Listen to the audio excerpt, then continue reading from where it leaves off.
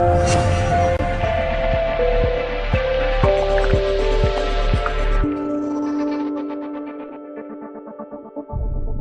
guys, so seeing as it's the holiday season, I've been feeling a little bit of FOMO seeing everybody's posts at Disney World. So I decided to book a super last minute trip. And when I say super last minute, it was like 4 days, I think 5 days before. And I will give you some tips on how to do that. And then you can watch my next video to see if it was a successful trip or if it was a pretty bad idea, being that everything was so unplanned. Of course, I had to budget everything because everything is very expensive last minute. So I will show you how to do that. And of course, I'm starting to budget my trips a little bit more in order to be able to go more often. So here are my 5 tips on how to plan a last minute trip to Walt Disney World. Tip number 5, search, compare, and then search some more. Being that flights are the most expensive part of a trip typically, you definitely should use apps like Skyscanner or Hopper. I actually was able to book a great last minute deal on JetBlue using my TrueBlue points.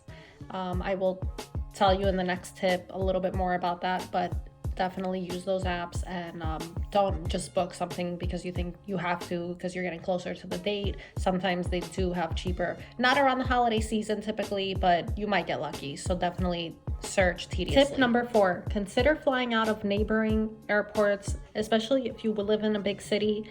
You might want to fly out of an airport in a different town or, in a smaller part of your town. Like you might have to drive a little bit, but you definitely find cheaper deals.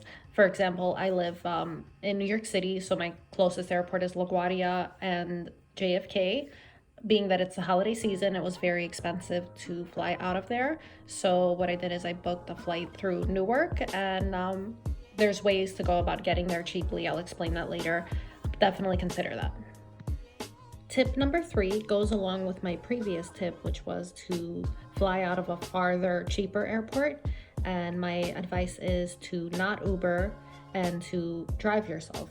Upon checking the rates for parking, I actually saved over $100 something in what would have been Uber costs. So it could be super cheap to just self-park. They usually have shuttles if you park a little bit outside of the airport, and you could save yourself a lot of money. So instead of paying $100 something, I actually will be paying $7.99 per day to park. That would work out if you're not doing a super long trip. Of course, if you're doing like a 2-week trip, it might add up.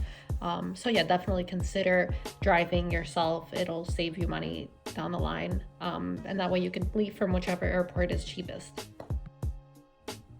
Tip number 2, tediously check hotel rates on Trivago and always wait for a good last minute deal. I know that sounds crazy, but I was able to snag a really good last minute deal via looking through Trivago and hotels.com and booking.com.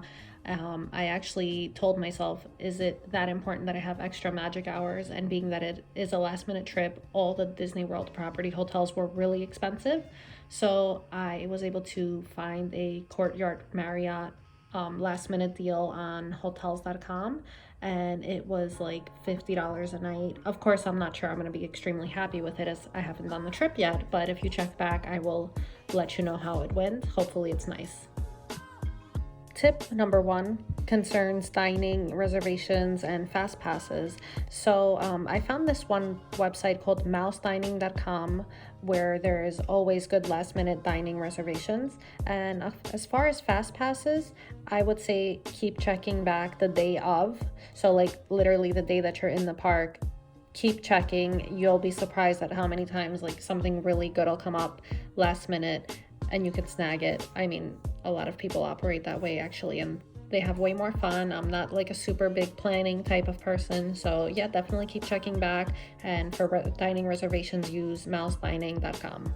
So thank you guys for watching my tips, and all in all, I just wanted to say that this trip cost me about $4.95 per person for a nice fun weekend getaway to Disney, with of course it being the holiday season, so I don't think that's too bad. Check back for the next video to see how it went. Hopefully it was great, and thank you guys again for watching. Don't forget to subscribe and like.